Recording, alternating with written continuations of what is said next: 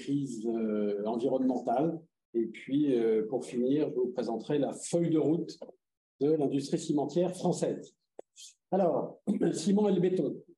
Ces deux matériaux sont des matériaux de construction qui sont qualifiés de grande diffusion. Hein. Les Anglais parlent de facilité, donc c'est une commodité. Et c'est quoi la définition d'une facilité ou d'un matériau à grande diffusion? C'est sa disponibilité partout autour du globe. C'est la possibilité de délivrer de grands volumes et c'est un faible prix ou un faible coût. Alors pour le ciment, vous voyez ici les données de 2019, donc sur les productions donc, en millions de tonnes, donc France 16 millions de tonnes, en Europe 320, en Chine 2,3 milliards, et donc 4 milliards au niveau du monde. Et le prix, est-ce que quelqu'un peut me donner le prix d'une tonne de ciment ou le prix du kilo? Le prix du kilo, c'est plus facile. Combien? 1 euro. Eh ben, c'est 10 fois moins. C'est 10 centimes. 100 euros la tonne. Donc c'est 10 centimes. Pardon? La tonne, ça fait combien? Ça fait 100 euros la tonne. 100 euros. Ouais. Mais c'est plus cher que ça. Alors, c'est un ordre de grandeur, mais ça peut être plus. Pour le béton, c'est un petit peu pareil. Vous avez ici les productions en millions de mètres cubes, donc 35 millions en France, 145 en Europe. Pas le chiffre sur la Chine, et donc 7 milliards de mètres cubes dans le monde. Et on est sur 15 centimes le litre. Le litre de béton, donc de béton frais. Je travaille habituellement en ciment, en tonnes et sur le béton en mètres cubes, mais là, je trouvais que le prix au litre et au kilo était intéressant. Alors, le ciment, c'est ce qu'on appelle le principe actif hydraulique dans l'art de construire. On a repris le vocable des pharmaciens. Donc, le ciment, c'est la colle des granulats. Les granulats sont les cailloux qu'on met dans le béton. Okay. Je suis désolé, j'ai quelque chose qui me marque mon écran. Votre client a bien été mis à jour.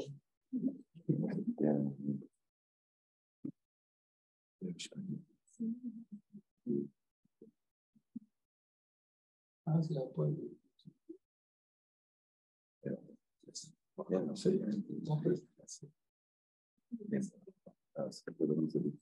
Oui, c'est pas grave.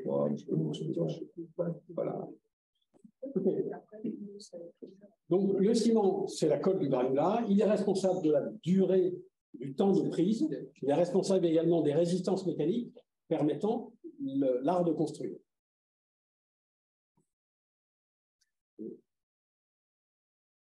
Il ne veut plus me passer les diapos. Oh non. Si. Ah voilà, ça marche. Il y a un petit temps de latence. Okay. Donc, en termes de progression de la demande, entre 2010 et 2050, vous voyez qu'on va multiplier par 2 la demande de ciment, malgré le développement des autres matériaux de construction que sont la brique, le bois, l'acier en particulier. Alors, quelle est la différence entre ciment et béton? Alors, le ciment, c'est une poudre sèche et anhydre qui est multiconstituant, on le verra tout à l'heure, qui est finement broyé et qui, mélangé avec l'eau, on dit gâché, mélangé avec l'eau en proportion convenable, fait prise et durcit, y compris sous l'eau. Donc ça, c'est le ciment. On utilise très rarement le ciment seul, on l'utilise plutôt sous forme de béton.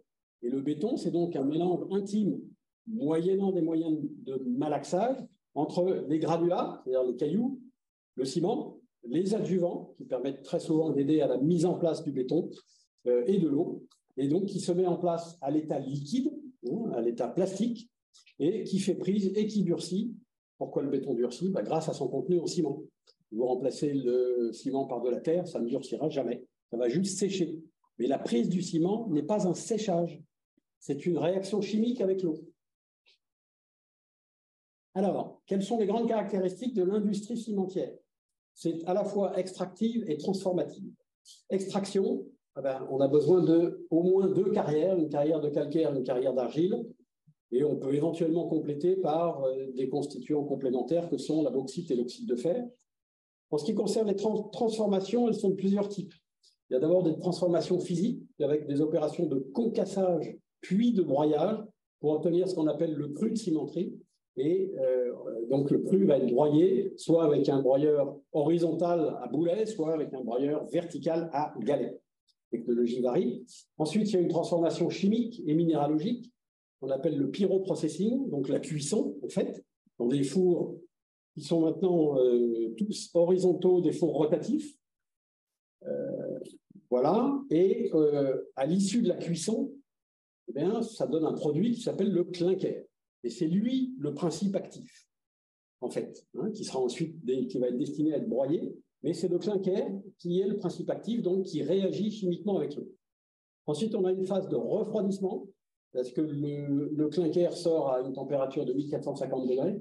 Donc, évidemment, il est inutilisable en tant que tel, donc il faut le refroidir. Donc, on va souffler de l'air pour le faire refroidir et le faire retomber sa température à 20 degrés. Et ensuite, il y a une nouvelle opération de broyage, donc du broyage ciment, là aussi avec des broyeurs soit à boulet, soit verticaux, à galet. Donc voilà, vous voyez que ce sont des opérations, somme toute, assez complexes, évidemment extrêmement énergivores. Un broyeur, un four, c'est plus de 2000 tonnes, un broyeur, c'est 200 tonnes. Là, quand il faut mettre toute cette matière en mouvement, eh bien, ça consomme de l'énergie. Et évidemment, pour monter à 1450 degrés, il faut de l'énergie thermique. Alors, le principe actif hydraulique, donc le clinker. Consommation thermique intensive, consommation énergétique intensive. Il se passe plusieurs opérations de transformation. Il y a tout d'abord, vous vous souvenez que le cru de cimenterie, c'est globalement 60%, 60-65% de calcaire et le reste en argile. Donc, comme on monte progressivement en température, il va y avoir déshydroxylation des argiles, libération de chacun des oxydes. Arrivé vers 850-900 degrés, décarbonatation du calcaire et donc, par essence, émission de CO2. Et puis ensuite, vous avez toutes les réactions de combustion qui vont donner CO2, H2O et CO2 NOx. Donc voilà un petit peu comment on symbolise les réactions à l'intérieur du four. Donc vous avez ici le bas de ce qu'on appelle la tour de préparation, le four en lui-même et la flamme est de ce côté-là. Donc vous voyez qu'il y a augmentation de température de la gauche vers la droite. Donc on part avec un mélange de calcaire et d'argile. Et puis le calcaire se décarbonate, on fait ce qu'on appelle de la chaux libre. Et puis on va assez tôt, finalement, vous voyez, vers 600 degrés, quand même former un certain nombre de silicates. Bon, celui-ci s'appelle la bélite, jusqu'à 1370 degrés, qui est la température de l'étectique, où on aura une réaction chimique entre la bélite et la chaux libre pour former le silicate précalcique.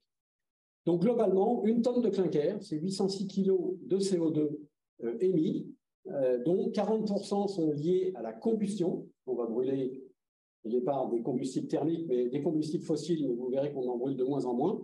Et puis, la part principale, 60%, liée à la décarbonatation du calcaire. Donc voilà l'intérieur d'un four.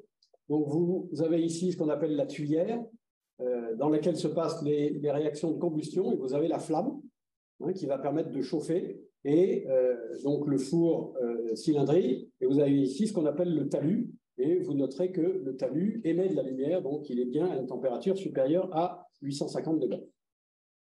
Le clinker.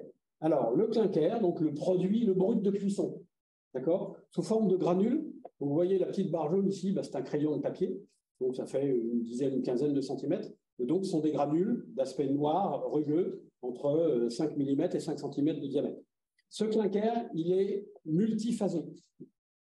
Il comprend 4 phases, mais plus une avec la chaux libre résiduelle. Il y a 2 silicates, qu'on symbolise par C3S, C2S, et 2 aluminates, et tout ça, 2 calcium, C3A, C4AF, et plus une 5e phase qui s'appelle la chaux libre, qui n'a pas réagi. Donc voilà une autre donc ça c'est une micrographie au microscope optique donc d'un clinker. Vous avez une autre micrographie ici qui... Voilà. Ici vous avez donc les cristaux de silicate polyédrique, donc le silicate tricalcique, le silicate bicalcique plutôt en cristaux arrondis, et entre ces cristaux, une phase liquide, une phase interstitielle qui correspond à la phase liquide, puisqu'en fait, dans le four de cimenterie, on a une fusion partielle. Et c'est la partie aluminate bien plus fusible que les silicates, donc il va constituer cette phase liquide. Donc vous avez ici, dans la micrographie du bas, une proportion nettement plus importante en phase liquide. Ensuite, les cristaux de C3S en microscopie électronique à bel âge, le cristal de C2S ensuite, C3A et C4AF, et il n'y a pas forcément de représentation de la chaude. Donc voilà le principe actif hydraulique, le clinker, à quoi il ressemble. Donc il est multiphasé.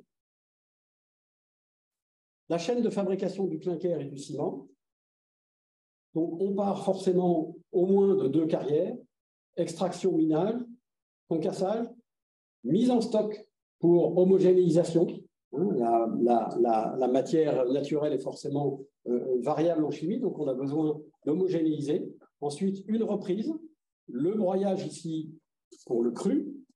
Ensuite, la préparation, la première montée en température entre 20 et 850-900 degrés, le four rotatif, et qui produit le clinker, qui est ensuite refroidi ici et mis en stock pour ensuite être repris pour être de nouveau broyé avec les autres constituants et enfin constituer la réserve qui est destinée à être expédiée.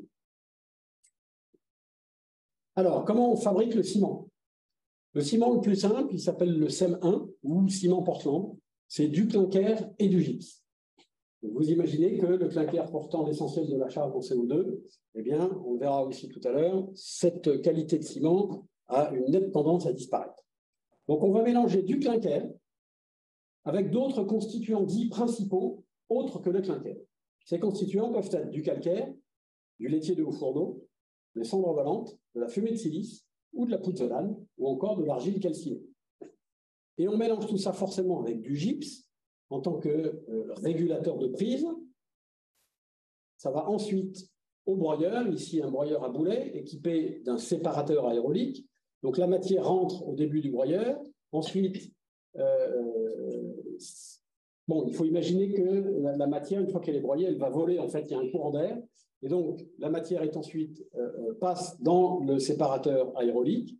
Les parties les plus grossières retombent au broyeur et les parties les plus fines, eh bien, finissent par donner du ciment.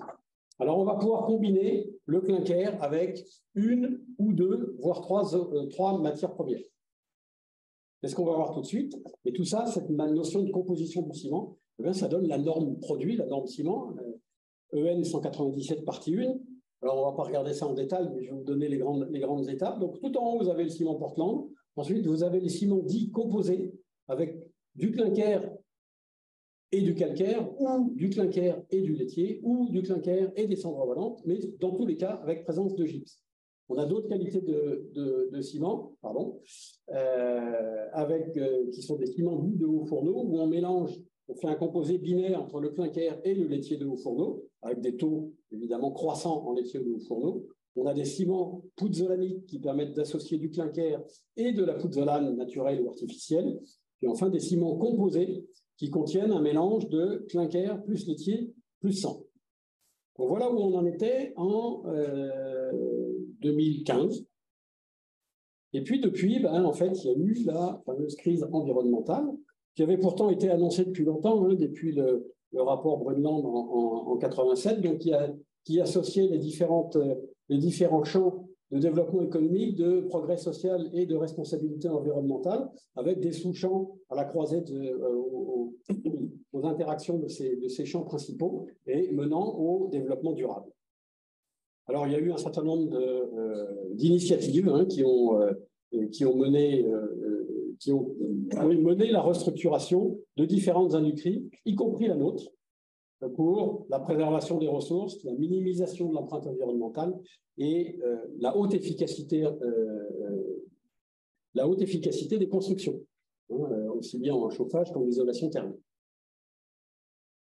Alors, il n'y a encore pas très longtemps, c'était en 2018, j'ai rencontré un personnage éminemment sympathique et que je qualifie de visionnaire. C'était Jérôme Stubler, qui était à l'époque directeur général de Vinci Construction. Et il a fait une intervention, donc, vous voyez, au Congrès international du VDZ, qui est l'association cimentière allemande. Et il nous a dit, sans embâche et sans détour, nous, comme société constructeur, Eh bien, pour rester compétitif sur le marché, on a besoin de béton avec moins de ciment et de ciment avec moins de clinker. Alors, j'ai fait apparaître cette phrase du haut vers le bas parce que ça nous a été vraiment asséné. Et même en 2018, en fait, l'industrie cimentière n'était pas prête à entendre ce genre de discours. On dit, mais ça ne va pas être possible parce que de toute façon, le principe actif qui est le clinker, certes, il émet du CO2, mais on en a besoin. C'est le principe actif. Donc, comment on va faire?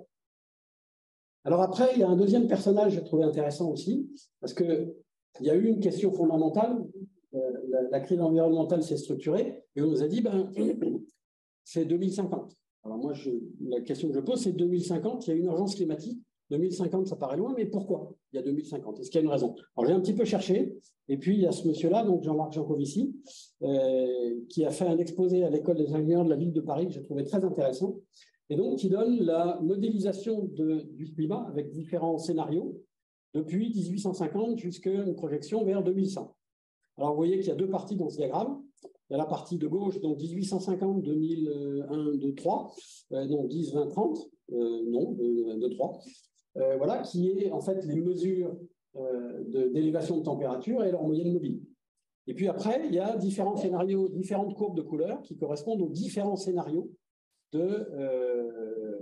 d'élévation de température en fonction de la configuration industrielle des émissions. Et qu'est-ce qu'on observe? Eh bien, c'est qu'à 2050, entre en tout cas 2020 et 2050, il y a eu une superposition de ces trois courbes, mais à partir de 2050, l'ensemble de ces courbes divergent. Qu'est-ce que ça veut dire? Mais ça veut dire que c'est plié. Quoi qu'on fasse aujourd'hui, de toute façon, les températures vont augmenter. Donc pourquoi c'est une urgence climatique? Mais parce que si on veut pouvoir suivre la tendance jaune ici, ou peut-être la tendance verte, claire, c'est maintenant qu'il faut le faire. Ce n'est pas dans 2030. Parce que de toute façon, avec l'état des lieux d'aujourd'hui, eh bien, quels que soient les scénarios, hyper réducteurs ou ne rien faire, de toute façon, ça va continuer à augmenter. Donc, effectivement, on n'en verra les effets qu'à partir de 2050. Donc, c'est pour ça que c'est une vraie urgence et que c'est une urgence maintenant. Voilà, donc il nous faut impérativement réduire nos émissions de CO2. Alors, comment on calcule ou comment on mesure l'empreinte carbone du procédé cimentier? Eh bien, on reprend ici donc la chaîne globale. Donc, je vous ai dit tout à l'heure que l'émission principale, elle venait de la cuisson, donc la calcination, donc en gros 262 kg d'équivalent CO2 par tonne, ce qui fait 33%, et la décarbonatation, donc la décomposition thermique du calcaire, plus une part liée au process, et plus encore une petite part liée à toutes les consommations énergétiques annexes du site. Et si on prend une moyenne française de teneur en clinker qui est de l'ordre de 77%, eh bien, on aboutit à 624 kg de CO2 par tonne de ciment. Vous allez voir qu'on va le reprendre et on va retomber sur nos pieds. Donc, comment on calcule l'empreinte carbone d'un ciment? Eh bien, par la prise en compte en fait, de l'empreinte carbone de chacun des constituants. Donc, on est multi-constituants. Et donc, on va résumer ça avec une petite équation assez simple. Donc, c'est la somme sur l'ensemble des constituants, donc de 1 à n, d'une part, la proportion pondérale de chacun des constituants, son empreinte carbone, plus une valeur associée à l'empreinte carbone du process pour toutes les consommations énergétiques. Et on prend généralement 10 kg de CO2 par kilowattheure pour mettre en place les éléments de procédé. Voilà, ce qui fait que pour celle de AO calcaire à 15% de calcaire, c'est-à-dire 79% de clinker, 15% de calcaire et 6% de gypse, eh bien, on aboutit à 642. Vous voyez qu'on retombe bien sur l'ordre de grandeur que j'avais donné tout à l'heure. Alors, plutôt que de vous faire la suite des calculs, j'ai fait ça sous forme de graphique, je trouve ça plus intéressant. Vous avez le kilo de CO2 par tonne de ciment en ordonnée et en abscisse, la teneur en clinker du ciment. Donc, vous voyez bien qu'on retrouve ce que vous aviez intuité, c'est que la teneur en CO2 du ciment, enfin la teneur, c'est pas la teneur, l'émissivité du ciment est une fonction directe de la teneur en clinker dans le ciment. On a ici un point particulier qui correspond au ciment LC3, Limestone Calcium Clay Cement. qui est intéressant. On le reverra tout à l'heure avec le diagramme de composition. Et si on fait un petit peu bouger sa composition, eh bien, on peut, alors voilà, on peut changer un petit peu sa position. Et puis, le deuxième ciment, oh là là, intéressant, c'est celui-ci entouré par le petit rond vert, qui est un CEM4, donc un ciment à la pouzzolane. Et sa position particulière en dessous de la droite de régression correspond au fait que dans cette usine, en plus d'utiliser une pouzzolane, donc avec une basse empreinte carbone, en fait, cette usine a beaucoup travaillé les matières de substitution et donc a une empreinte carbone du clinker plus basse que ses petits camarades. Alors, si on raisonne maintenant au niveau mondial, vous voyez que dans ce diagramme, sur la construction, eh bien, le ciment représente peu ou prou 4% des émissions mondiales, l'acier 5%, et puis ensuite vous avez tout ce qui concerne les applications, c'est-à-dire les constructions en résidentiel commercial, les autres industries, la part de l'électricité 12%. Donc c'est 4%, et vous voyez que depuis les années 1850, eh bien, on a eu une teneur effectivement croissante, en grande partie liée à l'augmentation de la production de ciment. Alors, une fois qu'on a dit ça, quelles sont les deux voies de réduction des émissions de CO2 au niveau du ciment? Voilà une cimenterie avec le four. Et donc, la première voie, c'est ce que j'ai appelé la voie process, le procédé de fabrication, avec un travail sur les matières et les combustibles dits de substitution ou alternatifs, une efficacité énergétique et la capture du carbone à la cheminée et sa séquestration. On y reviendra tout à l'heure dans la feuille de route. Et puis ça, c'est la partie liée aux expéditions, donc c'est le ciment, en fait. Et la deuxième voie, c'est la voie produit. En jouant sur le taux de clinker, les nouveaux constituants qu'on va pouvoir incorporer, la synergie entre les constituants et les évolutions normatives. Et c'est là que je voudrais vous présenter deux différences fondamentales entre ces deux voies, qui sont toutes de toute façon complémentaires. C'est que si on fait la proportion relative de chacun de ces leviers, eh bien en fait on a la voie process qui représente 90% des opportunités de réduction de CO2 et la voie produit qui elle ne représente que 10%. Pourquoi? Bien parce que dans la voie process, en fait c'est extrêmement facile de dire je vais faire une feuille de route, je vais réduire je vais piéger mon carbone, je vais augmenter l'efficacité énergétique. Et je vais faire des grands projets de captation de carbone. Le seul problème, c'est qu'aujourd'hui, les technologies n'existent pas. Et donc, la faiblesse de cette approche, même si elle représente 90% du potentiel, c'est que c'est une échelle de temps à moyen et long terme. Sauf si on a une innovation de rupture totalement inattendue. Laissons venir le temps. En ce qui concerne donc la combustion, juste un exemple sur les conditions opérationnelles de clinkerisation. La température de la flamme est à 2000 degrés. Le temps de résidence des matières dans cette flamme, c'est de l'ordre de 2 à 4 secondes. Donc, tout brûle en cimenterie. Et donc, on va pouvoir brûler des combustibles qu'on appelle de substitution en remplacement des combustibles fossiles. D'accord? Donc, on continue à émettre, certes, mais c'est de l'évitement, des liquides, des solvants, des solides. Et vous avez ici une petite carte qui vous donne la progression depuis 1986. Allez. Donc ça vous représente le taux de combustible alternatif exprimé en pourcentage de gigajoules par rapport au bilan thermique. Donc vous voyez qu'on est parti en gros de 1% et qu'on arrive aujourd'hui à 43%, 43-44%, et la courbe est toujours en train de monter, puisque dans certaines usines en France, on peut atteindre jusqu'à 75% de taux de substitution. La voie produit maintenant, c'est essentiellement la composition, donc réduire la teneur en clinker du ciment, et ça se fait essentiellement à travers les normes.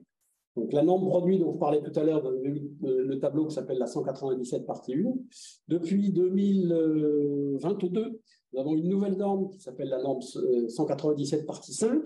On a à la fois écrite au niveau européen, mais également au niveau français, et la norme en préparation en cours de vote, la 197 partie 6, qui permet de reconnaître dans le ciment les matériaux de démolition comme constituants actifs du ciment. Et la grande force de cette approche, même si elle ne représente que 10%, c'est que c'est 10% entre guillemets tout de suite. Je vais marquer 2 ou 3 ans, en fait ça peut être 18 mois sans aucun problème. Donc, on est passé de la norme 197.1 avec 27 familles de ciment. La 197 partie 5 a rajouté 5 familles de ciment et la 197 partie 6 a rajouté 6 familles de ciment. Vous voyez qu'on est dans une démarche vraiment d'augmentation du nombre de familles de ciment pour pouvoir intégrer plus de composants bas carbone et diminuer la teneur en clinker. Alors, en termes de composition, ça peut se faire dans ce diagramme triangulaire de composition. Le K représente le clinker. SPQ sont les lettres normatives pour désigner respectivement le laitier, la pouzzolane, donc S pour slag, laitier, P pour pouzzolane, Q pour argile calcinée. Et le troisième pôle représente le calcaire et les films de béton recyclé, les déchets de démolition qu'on a associés au clinker parce qu'on a démontré que le comportement était très similaire. Donc, dans ce diagramme de composition, eh bien, on va retrouver... Alors, il y a deux lignes implicites. La première, à 50%, représente la limite minimale de teneur en clinker pour qu'on puisse appeler un ciment Portland. Et la deuxième limite, c'est la limite minimale de teneur en clinker de la norme 197 partie 1. D'accord? Donc, il faut minimum 65% de clinker pour avoir un ciment qui correspond à cette norme. On a donc les ciments composés au laitier, A et B, les ciments de type CEM3, A, pourquoi il s'en va, A, B et C. Donc, on est bien sur des compositions binaires. Ensuite, les ciments au calcaire, donc CEM2A, LL, CEM2B, LL. Et vous voyez donc bien que la suite des opérations va se faire dans ce sens-là. Il va falloir effectivement donner des normes qui vont s'éloigner du pôle clinker. Et c'est bien ce qu'on a fait.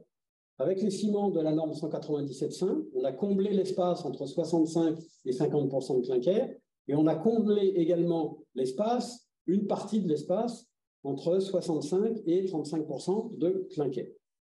La suite, eh bien, alors, avant la suite, je vous ai parlé tout à l'heure du ciment LC3, c'est un ciment extrêmement performant, voilà, qui est composé de 50% de clinker et qui associe de l'argile calcinée, c'est-à-dire du bêta-kaolin, et du calcaire finement broyé. Alors, pourquoi ce ciment est intéressant? Parce qu'il nous a permis de comprendre qu'il pouvait y avoir des interactions positives entre les constituants. Et c'est précisément le domaine de recherche et de développement qui a lieu en ce moment, l'interaction coopérative ou synergique entre les constituants de type laitier, pouzzolane ou argile calcinée et les calcaires. Et ça fait en partie l'objet d'une thèse qu'on a avec Laurence Belloisi, ici présente. C'est la thèse de Julia Jourdan. Donc voilà, le ton est donné. On va s'éloigner avec le complément de composition ici, donc entre 50 et 35%, et on espère aussi développer des ciments entre 20 et 35% de clinker. Donc avec une réduction significative de la teneur en clinker par le biais des interactions coopératives entre constituants. Pourquoi j'insiste sur cet aspect-là? Parce que quand on diminue le principe actif dans un constituant, il va bien falloir lui trouver un substitut. Et tant qu'on était sur des compositions binaires, on n'avait pas ce substitut. C'est-à-dire que même à 50% de clinker, on avait du mal à obtenir les résistances mécaniques pour pouvoir construire. Et on parlera de durabilité tout à l'heure. Avec ces interactions coopératives entre les constituants, eh bien, on a trouvé le moyen, effectivement, de compenser ces résistances mécaniques, parce que le LC3, eh bien, avec 50% de clinker, il peut avoir jusqu'à 120% de résistance mécanique du CEM1 à 100% de clinker. Donc, c'est vraiment une réaction efficace et on a vraiment là, avec cette réaction, une possibilité de substitution du clinker. Et puis, évidemment, on va aussi travailler sur la voie calcaire en augmentant donc la teneur en calcaire possible. Ça a été démontré. Il y a une thèse récemment sur le sujet et ça ouvre vraiment des opportunités. Et on verra tout à l'heure quels sont les différents leviers industriels. Donc, vous voyez bien qu'avec ces enjeux, à la fois normatifs et de produits, de développement produit, eh ben, c'est la course. Alors, est-ce que c'est Monsieur Norme qui va courir après Madame Produit ou Monsieur Produit qui court après Madame Norme? Comme toujours, c'est un petit peu les deux. on court après la norme pour dire il faut ouvrir possibilité de réduire encore le clinker, mais les constructeurs nous disent oui d'accord, mais et la durabilité dans tout ça, vous diminuez le principe actif, nous on veut des preuves que ça tient. Et c'est vraiment pas une vue de l'esprit. Et donc on est en interaction permanente, et c'est bien le sens de la position que j'occupe aujourd'hui, où je travaille à la fois sur la partie normalisation et à la fois sur la partie développement produit. Et ça, je pense que ce type de position va se développer rapidement. Alors, les matériaux de substitution actifs. Le calcaire est un matériau de substitution, mais inactif, ou en tout cas partiellement. On l'a vu, il y a des interactions avec notamment le métakaolin, les laitiers ou les pouzzolane. Donc globalement, ils ont une composition silico-lumineuse, plus ou moins calcique, c'est ce qui va faire la différence, une structure vitreuse mal cristallisée, et ils réagissent avec l'eau en présence d'un activateur pour former des hydrates. Donc dans un diagramme de composition chaud, silice, alumine, eh bien, vous avez ici les différents domaines d'existence des différents matériaux de substitution. Ici, le domaine des ciments Portland, le domaine des laitiers de hauts fourneaux, le domaine des cendres volantes calciques siliceuses, les pouzzolanes, les métakaolins et éventuellement les matières organiques et les fumées de silice.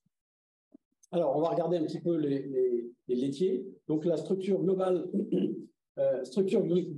du laitier, c'est un faible taux de polymérisation du réseau vitreux, un sous-réseau assez complexe du calcium et une réactivité associée. Et la dissolution, en tout cas la vitesse de dissolution et la quantité d'éléments qui passent en solution dépend très fortement de cette structure. Et on a évidemment aussi un paramètre clé qui est la mobilité des ions aluminium, et qui permettent cette relation entre le calcaire et le laitier, les pouzzolanes et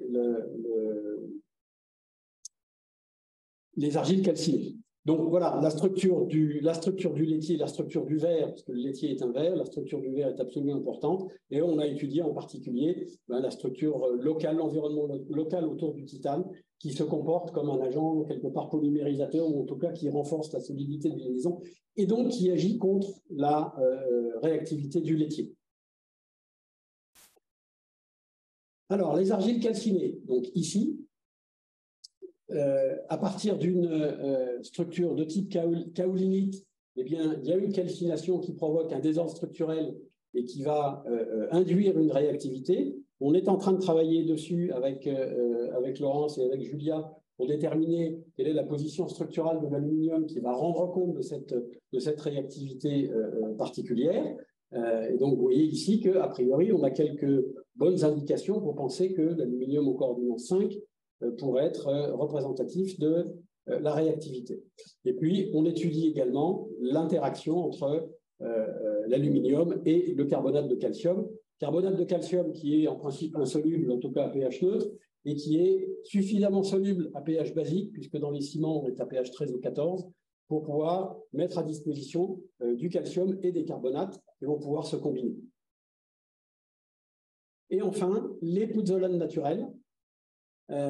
Donc, pouzzolane naturelle, alors historiquement, c'est évidemment issu de la région de Puzzol, Puzzolane Pozzuoli, voilà, avec un certain nombre de fractions vitreuses et des compositions chimiques qui ne sont pas neutres, puisque les puzzolanes les plus réactives correspondent aux phonolites ou aux trachytes, ou en tout cas celles qui ont une fraction vitreuse de cette composition. Et là aussi, on va retrouver sur les questions de structure du verre, et des interactions possibles avec le carbonate de calcium. Voilà en termes de développement. Maintenant, la feuille de route de l'industrie cimentière va jouer sur tous ces éléments. Donc, il y a un objectif à 2030 qui est de faire moins 50% de CO2, donc diminuer par 2 les émissions de CO2 en activant les leviers traditionnels, je viens d'en parler pour certains, et vous l'aurez deviné, la captation ou le captage du CO2 à la cheminée pour sa transformation, son stockage profond, peu importe. Donc voilà un petit peu la trajectoire des émissions de CO2 donc depuis 1990, donc en milliers de tonnes de CO2. Donc vous voyez qu'on est parti de 17-18 000 tonnes et sa diminution jusqu'à 2050. Donc on a bien une division par 2 à 2030. Une sobriété avec une plus forte qu'on appelle mixité des produits, c'est-à-dire mélanger, mixer le clinker avec d'autres produits. Nécessairement une moindre consommation de ciment, puisqu'on prévoit une baisse de la demande d'environ 20%, 22% entre 2050 et 2021. Et puis une réindustrialisation du système par une baisse des importations de clinker et donc par un maintien de la production nationale, éventuellement associé à une augmentation des exportations. Dans ce diagramme, vous avez ici donc la projection de la baisse de consommation sur le marché français, donc une baisse, et le taux de couverture, c'est-à-dire le pourcentage de ciment qui est couvert par de la production française. Tous les leviers donc, de réduction carbone vont être activés. Donc, on en parlait tout à l'heure, les combustibles de substitution, donc remplacement des combustibles fossiles par des déchets non recyclables. Donc, on est là aussi dans l'évitement d'émissions à partir des combustibles fossiles. La réduction de la teneur en clinker des ciments. Donc, aujourd'hui, on est à 75% en moyenne. On veut tomber à de l'ordre de 60% en 2050. La réduction de 27% des émissions par tonne de ciment, voilà, dès 2030, alors hors captage. Et quand on fait le diagramme de prévision, vous voyez les 4 leviers, donc substitution du clinker, donc ça c'est la composition, c'est les normes, l'efficacité énergétique, bon, moins 321, les combustibles de substitution et biomasse, et puis enfin le captage du CO2, technologie qui reste encore à développer, mais il y a un chantier pilote aujourd'hui à l'usine de Limbre pour la société Ekium qui s'appelle Cassis. Voilà, s'attaquer aussi aux émissions fatales, c'est-à-dire que les 2/3 de nos émissions sont liées au procédé, le chauffage, l'énergie intensive, et donc la nécessité de capter le carbone est absolument indubitable. Et donc voilà aussi la capture du CO2, donc CO2 d'origine non biogénique et CO2 d'origine biogénique. Donc vous voyez que le CO2 d'origine non biogénique est vraiment le plus important et c'est celui-là qu'on a besoin de capter en tant qu'urgence industrielle. Sur la disponibilité des ciments dits bas carbone, eh bien, je vous disais qu'on avait émis la norme 197.5 en 2022, avec une pré-émission en 2021. Donc vous avez en bleu ici la tendance sur les SEM1. Donc je vous disais que cette qualité de ciment, donc 100% de clinker, a tendance à baisser. Eh bien, la baisse est déjà amorcée. Sur les SEM2CM, donc les ciments ternaires, vous voyez qu'on a une progression assez régulière. Et sur les SEM6, donc ceux qui ont encore moins de clinker, une progression qui est somme toute assez importante, puisqu'entre 2022 et 2023, on est passé de 1 ciment à 7 ciments normalisés et mis sur le marché. Voilà. Alors, du côté des bétons, parce que maintenant, une fois qu'on a fait le ciment, on peut s'intéresser au béton.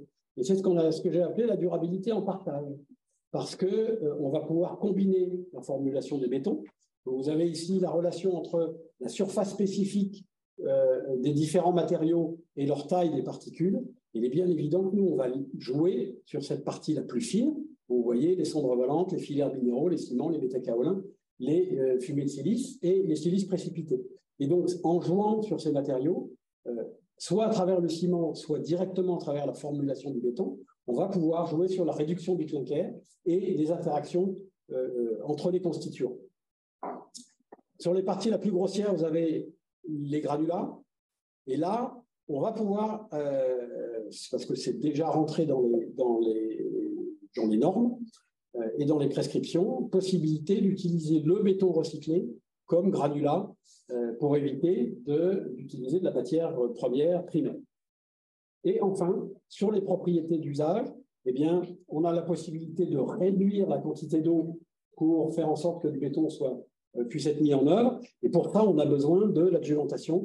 Et c'est un des leviers de compensation de la résistance mécanique, c'est-à-dire que la résistance mécanique, elle est fonction de la teneur en ciment, mais aussi de la teneur en eau. Et plus on met de la teneur en eau, plus on met de l'eau, moins on a de résistance. Donc évidemment, en réduisant la teneur en clinker, on va réduire la demande en eau, mais on va pouvoir la réduire au-delà de ce qui est raisonnablement nécessaire par le biais de l'adjuvantation.